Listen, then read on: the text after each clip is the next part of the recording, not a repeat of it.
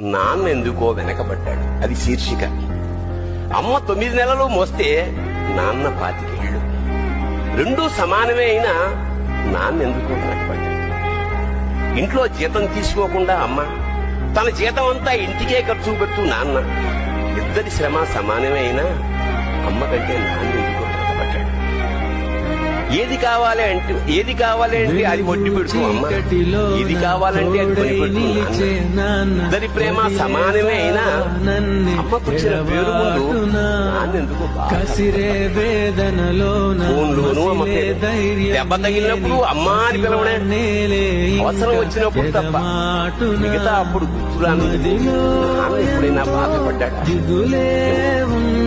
ఇద్దరూ సమానమే అయినా పిల్లల ప్రేమను పొందడంలో తరతరాలుగా నాన్నెందుకో. అమ్మకి మాకు